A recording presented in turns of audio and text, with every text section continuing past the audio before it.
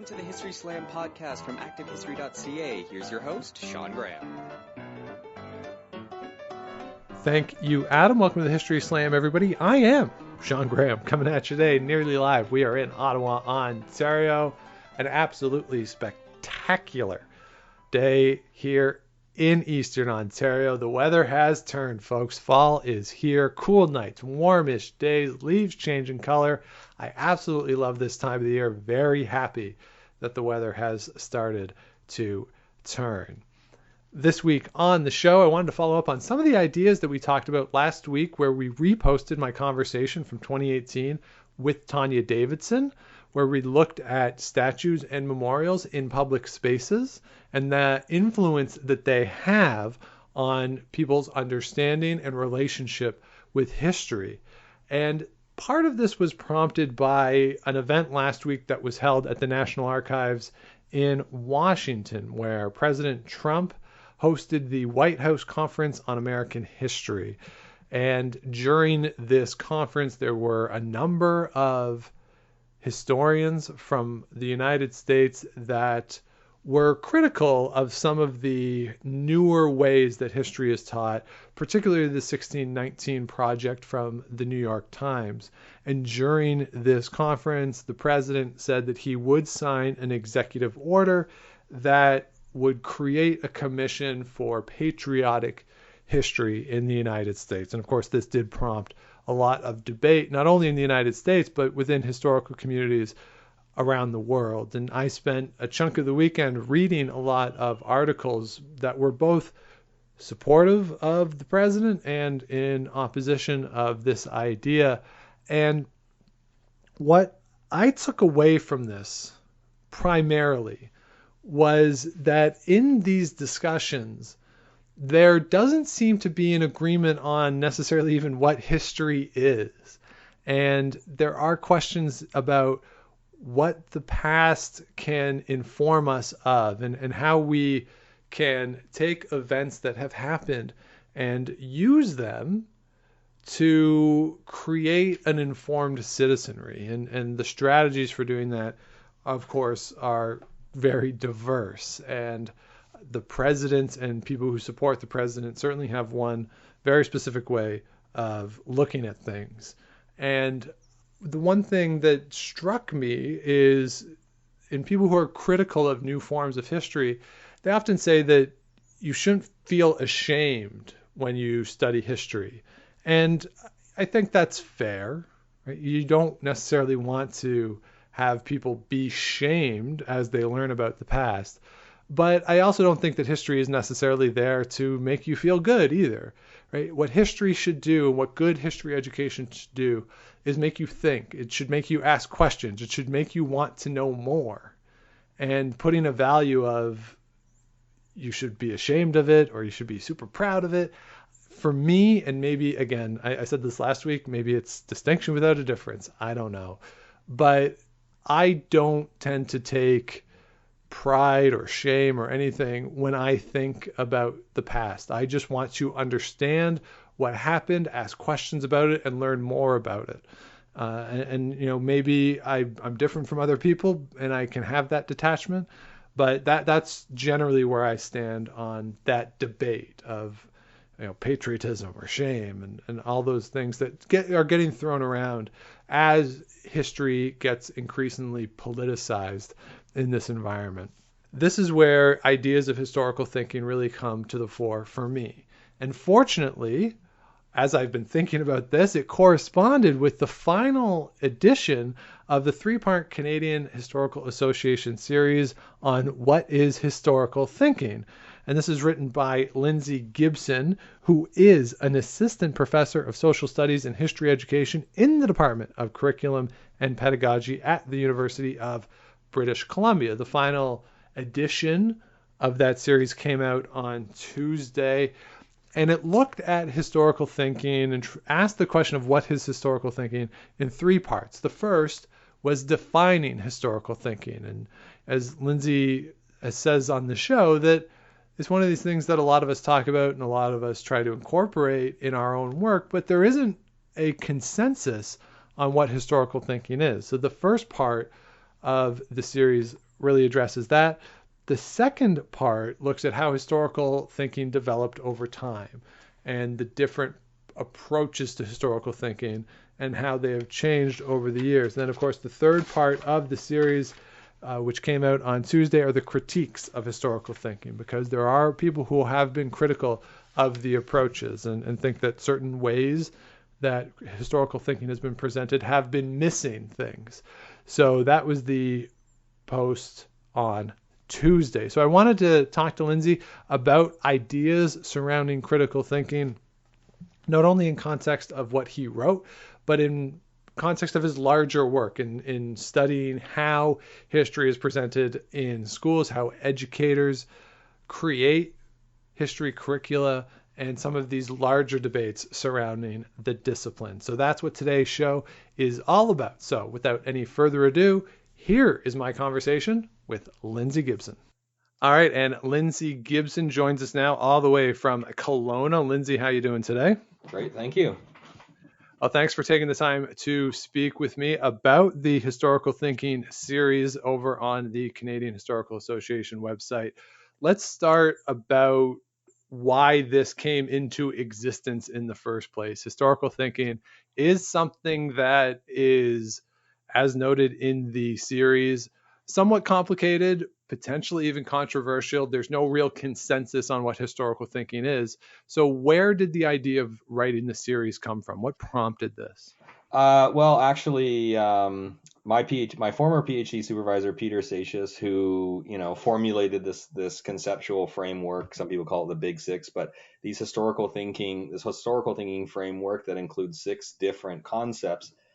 He had been invited by a colleague in the Netherlands who asked, "Oh, can we've got a new book coming out on history and theory, a Bloomsbury book." And there's all sorts of different chapters at different levels. But one of the things they wanted is we wanted to find core concepts in the field.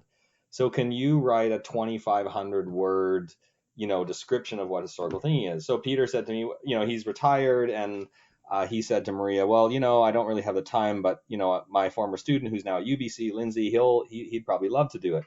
So I was in contact with Maria, and then we agreed that Peter and I would kind of co-write it together, and in a way that I would do kind of the main writing and then send it to him for feedback and then have another kind of draft through it. And it was a really great opportunity because, as much as you get deeply into these fields sometimes, to have to flow back out of, you get in so close to this stuff, to fly out at a higher altitude and look back and say, how would I explain this? What does this concept even mean? And where is it, and what are the different interpretations of it, and how does it get applied, and what's controversial about it? Because they had a framework that they gave us. So when we finished it, I said to Peter, "Hey, Peter, do you have a problem? I'm part of the CHA committee now, and we're trying to find different blog posts. Would you have any opposition to me changing aspects of it and doing different things, but, formulating this into a series?" And he didn't have any problem. And so, my hope was, too, is that History and Theory, the book that comes out, it will be accessed by certain people in the field, but there's a lot of people who wouldn't.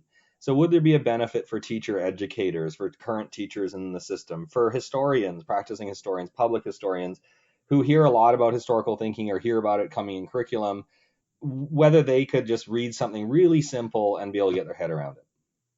It's a long answer to a short question. Well, no, I think that is the key, right? Because I work with high school students pretty regularly now with my work with the Vimy Foundation. We get high school students from across the country, which is super fascinating just to see the difference in their historical educations that they get based on what province they're from or territory they're from, the different curricula that exist across the country. And one of the complaints that I had as a student in high school, and that I even have now when I talk to friends of mine who are teachers and I work with some of the students across the country, is that there's no real consistency in even what history is across the country and what constitutes history when you go into a classroom.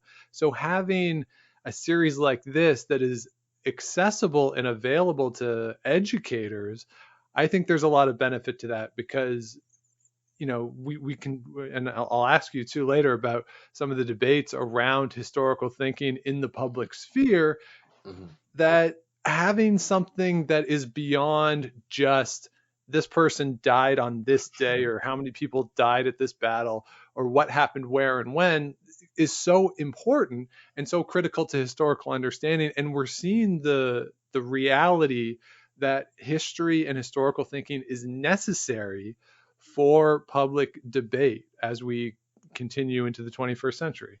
Hmm. Well, yeah, I mean, one of the difficulties, one of the consequences, intended or unintended from Confederation, other things are the way the education system works. And so, exactly as you said, you can go province to province. Some people will argue and say there is a de facto curriculum in Canada. Yes, it's provincial and territorial responsibility, but in general, a lot of places teach a lot of the same things, well-known kind of significant events, and I to somewhat agree with that, but they teach it at different ages. There's different foci, there's different themes that they focus on. And I mean, that was one of the real positive offshoots of the historical thinking project that Peter Seixas started. Was all of a sudden you had ministries of education. Every year we would have an annual meeting where we had every social studies consultant, or sometimes ADMs or other people from ministries of education. They rarely ever met together to get there and have conversations about what is our purpose of teaching history in schools, and getting excited about, hey, here's a different kind of way of thinking about how we've been thinking about teaching history in school that they can kind of unify around. Now, the historical thinking framework laid out by Seixas has been taken up in different provincial and territorial curriculum, and it's been adapted to meet different needs and changed in different ways and done all sorts of these different offshoots. So it was never about controlling it or standardizing it, but it was really wonderful just to kind of see the conversations. And what we don't know really is how this is being taken up in classes and how students are doing it regularly. I mean, I'd be fascinated to know from you, like, are you seeing anything different in the students that you deal with on a regular basis in your many different roles than how you remember being a student in school? Yes, I do notice a difference. I do feel as though the students that I deal with today are a little more receptive to ideas of critical thinking and thinking of things from different perspectives. When I Mm-hmm. was a student, when I did Canadian history, I'm from Ontario, so it's grade 10. I was the first year of the new curriculum in Ontario, where we had that big double cohort, if Okay. anybody remembers that, in Ontario. And in that grade 10 class on Canadian history, literally the teacher walked up to the board, and this was at least once a week, and would write out paragraphs that we were expected to copy down. And then every couple of weeks, there'd be a test Mm-hmm. saying, how much of this do you remember? And that kind of stuff always bugged me. When I was in the 8th grade, I yelled at a teacher that I hated history and it was so boring and it was so useless. Like that's a thing Mm-hmm. that happened in my life. Now I'm a professional historian. Yeah. Because of the way I was taught then, I don't think actually constituted history, and it certainly Right. didn't involve historical thinking. Whereas the kids that I deal with today, and I know I shouldn't call them kids, but I mean they're high school students, so I Mm-hmm. think of them as being very young. So the students that I deal with today, they, I think, have been challenged a little more. And I'm not sure if it's necessarily in their history classes, because Mm-hmm. when we talk to them about some historical topics and thinking critically about them, or thinking about what's not included or whose voice isn't there, sometimes that's a little harder. But I think in some of their other areas where they're being taught, they're taught to think critically and to question things and to wonder why Mm-hmm. things are the way they are. And that type of approach does feel different to me. And they definitely have a different view of how to approach topics than I did when I was their age. Mm-hmm. I mean, I think back to my high school education, and I remember I had a really good social studies. I'm from BC, so it was social studies until grade 12, and there's a history 12 class. But I had a well-known, like very popular, high-quality history teacher who was experimenting kind of out of what you're describing into some other things, but scratching at the surface kind of. And then, I mean, I feel like when I look back on my high school education and some of my university education, I feel like I didn't really know exactly what you were saying earlier of what history was and how it worked. I had a real flawed sense, I think, coming out of high school about what it was.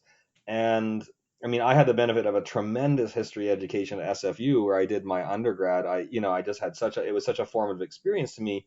that when I started teaching after I got out of university in a secondary school, I remember thinking to myself, this is not history teaching, right? Because I had experienced this in high school and then gone to university and experienced what it could be at its most powerful, I think, in lots of ways, and then got back in the classroom and said, no, this whole, read the textbook or watch this thing, this whole informational focus of history, just to know a bunch of stuff and to be able to regurgitate it on assignments or on final tests or even in projects, the lack of thinking that was done floored me. And so that was really the impetus for me throughout my entire career, the last 20 years, of to say, what does it mean to really engage students deeply in thinking? Because I mean, you're exactly like me in the sense that we loved history and recognized what we were getting in school wasn't history.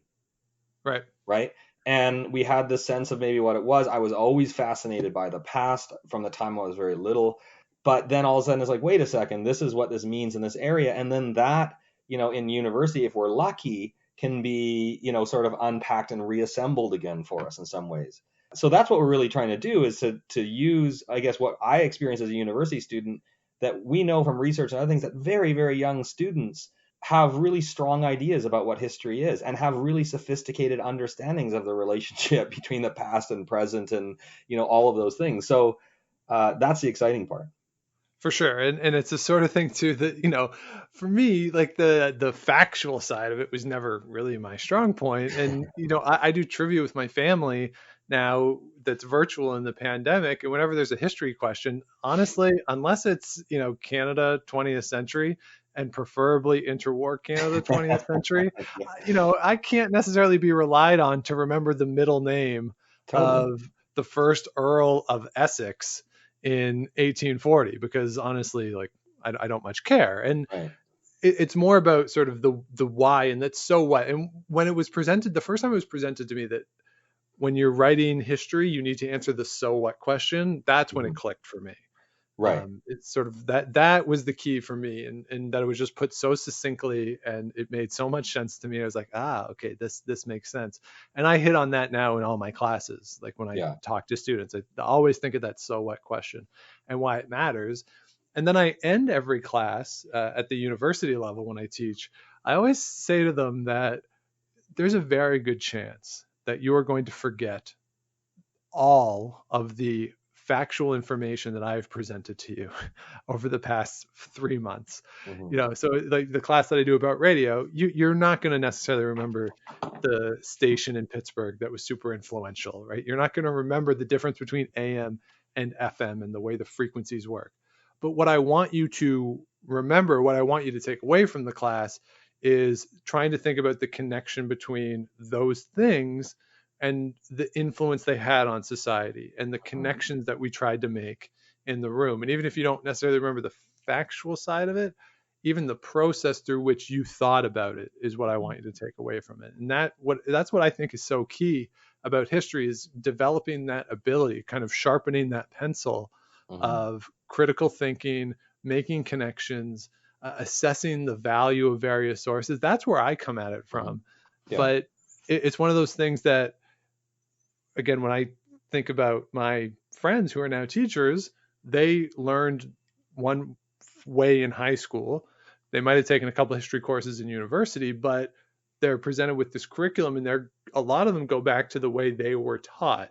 So how much of what you do is confronting that side of it, of not only just the teacher education side, and I think teachers, especially right now, we're seeing the value of teachers and how much work teachers really put into their courses, but they seem to me, at least from a distance and anecdotally, oftentimes they can go back to the way they were taught things, particularly in subjects that they may not be super comfortable in. Is that something that you see a lot in your work?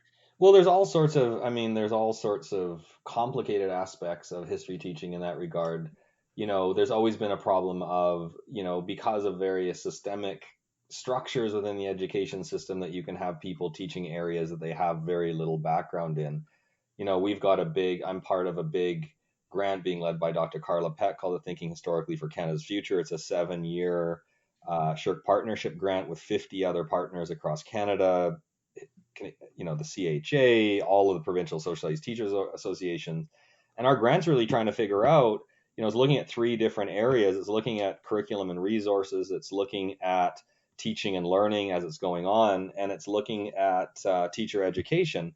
And the first 3 years of this grant, we're trying to get reconnoitering the field, trying to map the terrain, get an idea of what's actually happening in classrooms all across Canada and the wide diversity of it. How are people trained? What background do they have? What struggles are they facing? All of those kinds of things. And then the second 4 years of the grant, we're going to be looking at innovation. So it's like, okay, well, what appears to be some really powerful things happening, and that we would want to have a look at and explain what was going on and what impact it had and all of those types of things. So absolutely, the background of the teacher is a big deal. People being forced out of areas, the conception of teachers, one of the big difficulties we have, exactly as you said, is we have a group of people who were taught history in a particular way, a very informational approach, what might we call it that? And then all of a sudden, they're now curriculums change, all of these other things, and curriculums asking them to get students to inquire into these powerful moments and these key ideas and to think historically about them and use these different concepts. So if I use your example of the radio, well, we might say to them, how historically significant was the radio in the history of Canada, right? And to do that, we might look at another concept, which is consequence, right? Cause and consequence. What were the expected or what were the intended and unintended consequences of radio coming in across Canada, right? What did this mean, and both socially, politically, economically, in all of these different ways?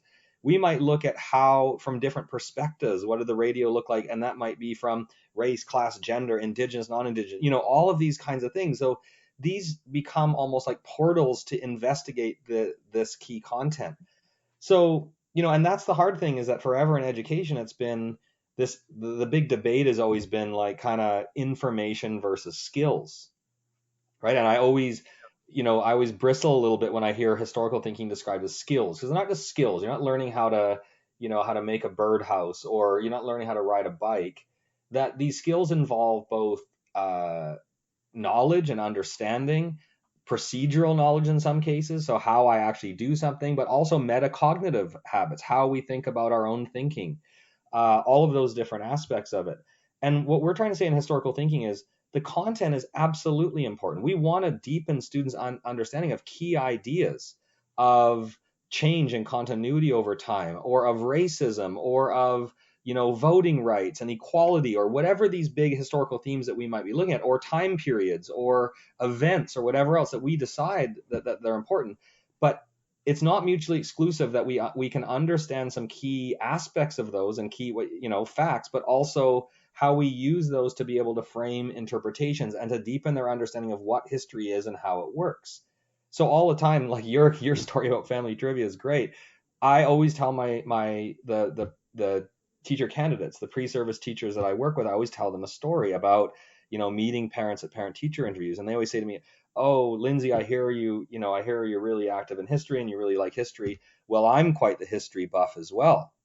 And, when I go down to the local bar and play online trivia, I nail all the history questions. And the parents always say to me, well, I guess I should be a history teacher. Right. But at the same time, I don't want to discount that, because historians, a lot of stuff, right? You have a lot of knowledge of this time period and the historiography, but you also know what the questions are, and you also know how this works. And I think that, for example, the debates we're having about statues and commemoration really pit two very different understandings of what history are against each other, and they're in conflict. So for those who think history is the true story of the past, a factual account, they would look at a statue and said, well, that's the truth of history. It was created in the past, and anyone who attempts to change that is a revisionist or a historical vandal of some type. Right. But if someone understands that there's a difference between past and history is written in the present as an interpretation of the past based on these things, then what they might see, and they might disagree with a statue being taken down, but what they understand is that it's a revision. The process of revision is the generative aspect of what history is. Right. And that's what bugs me so much about the current debates that are ongoing. And I couldn't bring myself to watch the entirety of the president's whatever they called it No. last week. But I've read a bunch of articles about it, both from people who support the idea and people who oppose the idea, in an attempt to get a balanced perspective of what was actually said in the room. And what strikes me about it is just what you're saying, is that no one's asking those key questions of, how was this narrative created? And the example that I used, and it was a comment to one of these stories that somebody made, and it's relative to slavery. And I've heard it elsewhere that people say, well, people who owned slaves, that's the way it was, and Right. everyone was okay with it. And I think to myself, well, not everyone was okay with it. Right. There were literally millions of people who were actively fighting against it every single day and trying to escape enslavement. Yeah. So to say that everybody was okay with it really discounts those voices. What you're really saying is everybody who was in power was okay with it, right? And so what I want to, or what I hope to present to students, is to ask those questions. And we recently had an activity with them where everyone watched a documentary about the First World War, the Peter Jackson documentary Oh, from yeah, a few yeah, years ago. Fantastic. That I think is really well done. Yeah. But we also asked the question of what's missing, like whose voices don't you hear? And there's a wide variety of voices you don't hear. Like you don't hear women, you don't hear minorities or anyone from any of the colonies included. You don't hear conscripts. So there's a bunch of voices that you don't hear. But if you were to just watch this documentary, you could say, well, that was the First World War experience for people on the Allied side. So it's not, as you say, it's not necessarily about revising things or tearing the past down or completely changing what happened, but rather asking different questions in order to, for me at least, illuminate different stories and get different perspectives on the past. And there might, sorry, go ahead. No, go ahead. No, and there might be, the Peter Jackson one's a really fascinating topic. I've been working on some VR experiences and some research projects that we have going with the Voices group, the Nova Scotia Home for Colored Children in just outside of Halifax, outside of Dartmouth. And it's the really difficult the difficult thing is that these concepts, these historical thinking concepts, can be entrances into asking really important questions. So historical significance asks us who or what is important historically speaking. What should we study? That these ideas, these decisions about significance are being made by your curriculum documents, by your teachers, by you. When we tell stories, we choose what to include and what not to include. It's by people in power. And one of the big questions we ask is who's left out of this story, exactly as you're asking about the Peter Jackson one. The historical perspective concepts helps us say, let's try and understand. This is, like, as hard as this is, maybe the biggest challenge in history. How do we understand a time period that may have been so fundamentally different than our own? That the values and the beliefs and the worldviews and the customs and all of those things might be very different, and that we don't assume that what we think of as being the norm today wasn't the norm then. Now, that doesn't mean when we look back in the past, which we saw with the John A. Macdonald ones, oh, he's a man of his time, everyone thought this way. Well, a student who really understood the perspectives concept might ask themselves, okay, how popular were these views at the time period? What groups were these viewpoints and attitudes popular amongst, and what perspectives are not being included? Because surely political cartoons, the documentary record, all of these things can show you examples of people opposing John A. Macdonald's Indigenous policy. So this idea that, and you're trying to tell me that people who were being harmed or being assimilated or whatever else were not going to oppose their own assimilation, you know what I mean? So kids can think about these things, and that's what we really want them to do. And to see, for example, a statue not as the capital T truth, but as an interpretation of the past that was raised by somebody in the past or a group of people who decided on what the narrative was going to be. And as my friend Andreas Korber calls them, he calls them proto-narratives. A statue or, a commemoration is offering an interpretation, an abbreviated one, a highly interpretive one, but a narrative nonetheless. And so if students can understand, it doesn't mean that there's no truth or no facts. There are plausible interpretations. But just like, the idea of Donald Trump or, legislating patriotic education. Here's the story of American history. They're so upset by the 1619 project that I'm going to mandate a story to you, a narrative about the past. It reveals their fundamental misunderstanding about what history is, right? And that everything's a challenge to this objective record. And that's what we're trying to help students do, is how can we understand history and use it to make sense of our own lives, to understand the past, to understand the present, but use those understandings to guide us as we're thinking into the future. And that this notion of historical consciousness. And I don't know, maybe it's because I am a historian, but when I heard or read some of the quotes from the president from the session last week, where he was saying that, the country was one that was founded on freedom. And I'm thinking, like, okay, so if the country is founded on freedom and, after the American Revolution, everyone is free and everything's great and people had slaves because that's the way it was, then why did things change if everybody was okay with it? Right. What were people like Sojourner Truth doing? Or Frederick Douglass, what were they doing? Like those people like that don't fit into a narrative of everything was great. And without, it's important to just ask questions, Right. and wonder about things. And, when you're going through and you're doing these projects, I'm curious to know if, as you're doing them, do you notice, or are schools doing this in concert with other subjects? Because I was thinking this week about, there was a TikToker who got a lot of grief online because she made a TikTok that said, "How do we know math is real?" And a lot of people were critical of her. And then a mathematician went on CBC and said, that's a really good question. It's one thing to present, and I hate to make necessarily this parallel, but it struck me as a pretty good parallel that in math, I was presented with formulas and people said, this formula is right, plug it in, use it. Right. And then I thought to myself, like, how do I know that formula is actually right? And it's the same with history, that you want to see the connections made. And it strikes me that a lot of the things that are inherent in historical thinking would also apply to other subjects. So have you seen that this type of approach is happening in concert with other disciplines? Yeah, oh, absolutely. So, I mean, this framework, so my background I did a master's focusing on critical thinking. So, what is critical thinking? And I was doing research in 5 History 12 classes I was teaching in Kelowna at the time period. And I started seeing, wait a second, this kind of generic model of critical thinking has some huge advantages for the students and myself, and was seeing all these things.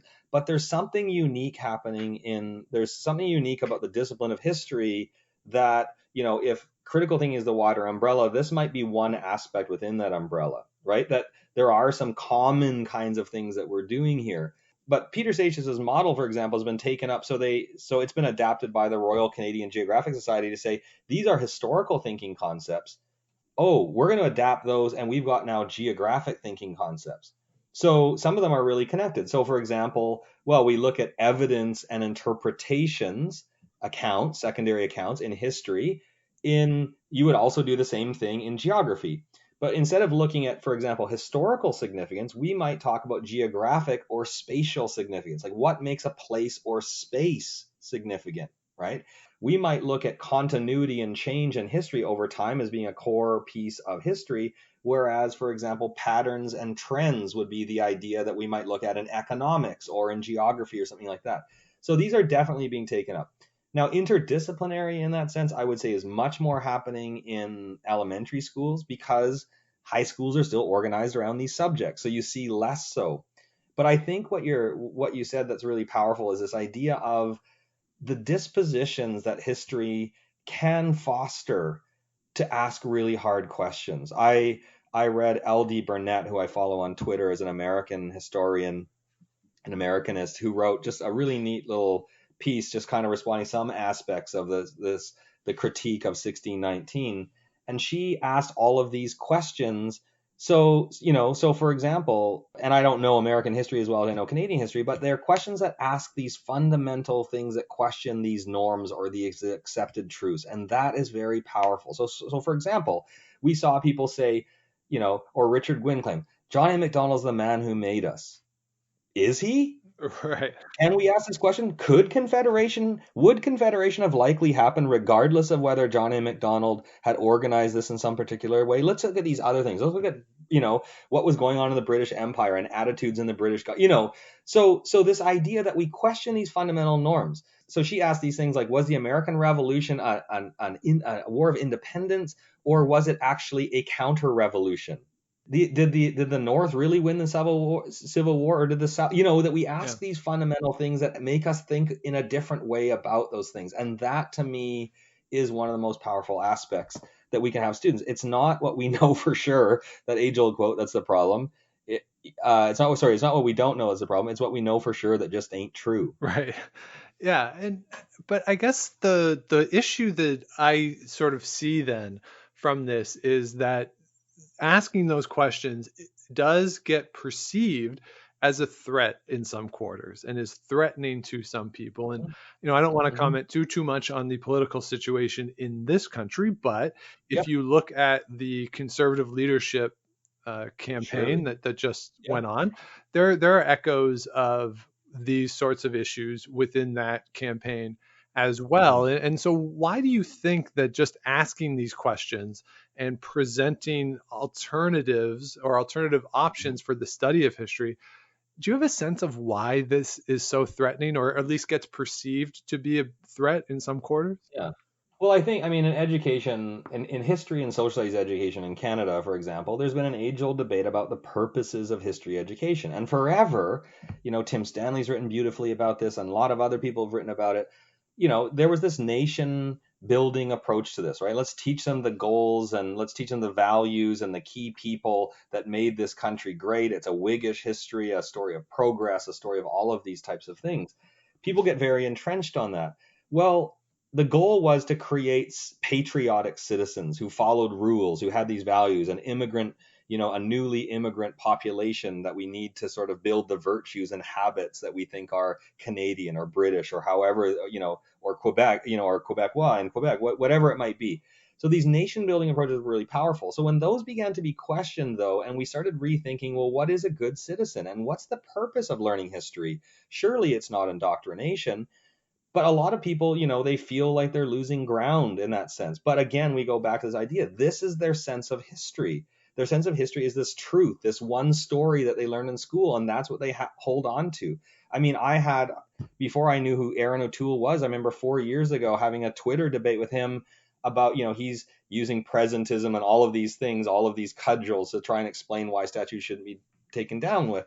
And, it reveals this very fundamental understanding of the past. And the power, and that's why I bristle about this idea of historical thinking concepts as skills, because for teachers, what they do is they open up windows to ask questions. So significance helps us ask that. The ethical dimension asks us about the right and wrongs of the past and our responsibilities in the present to respond to those things.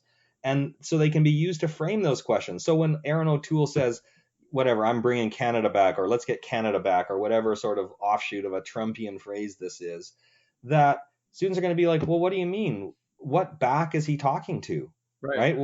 And what does this mean? And why is he saying this message? And what does this even mean? And, is he just building this idyllic view? And why this particular time period? And I think that's the power of history, that it's not going to guarantee, a history education is not going to guarantee you that you're going to be a thinker.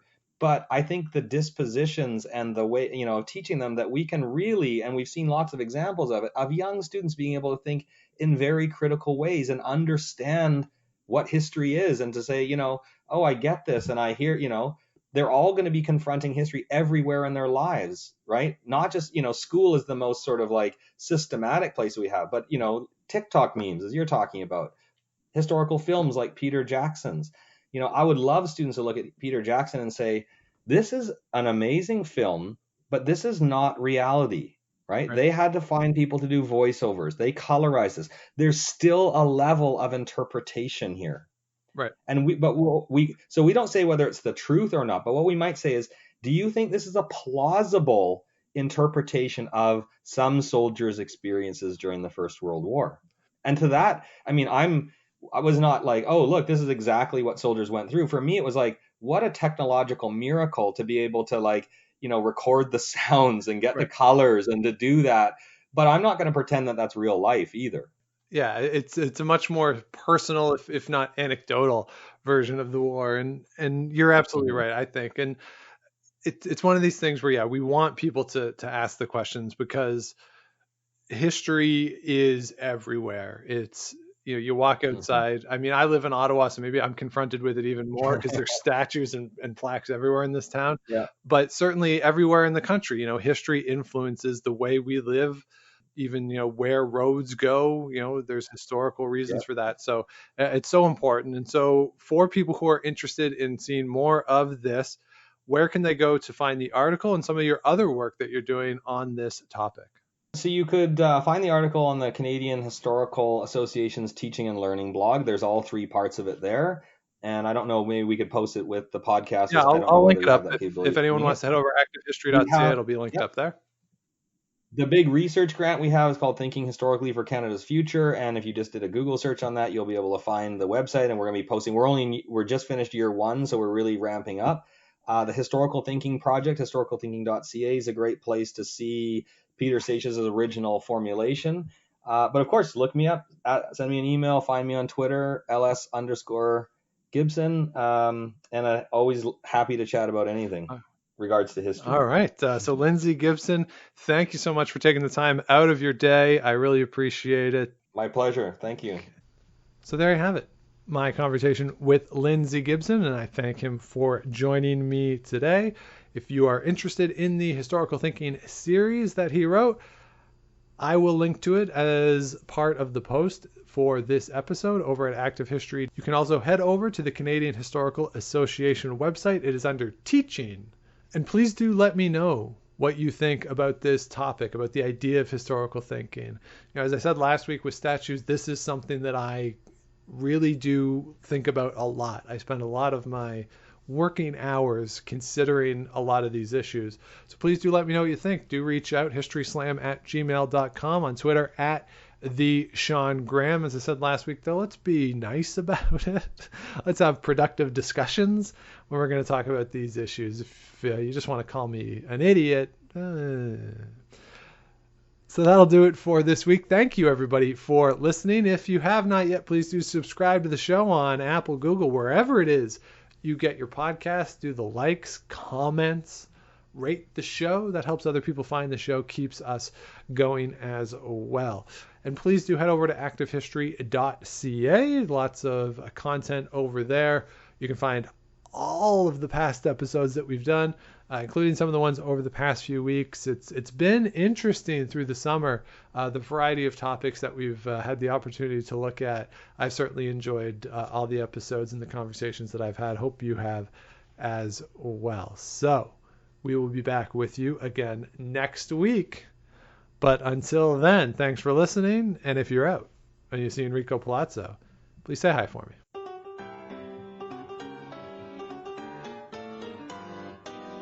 Thanks for listening to the History Slam podcast. Be sure to check out Active History for more features, articles, and be sure to subscribe on iTunes.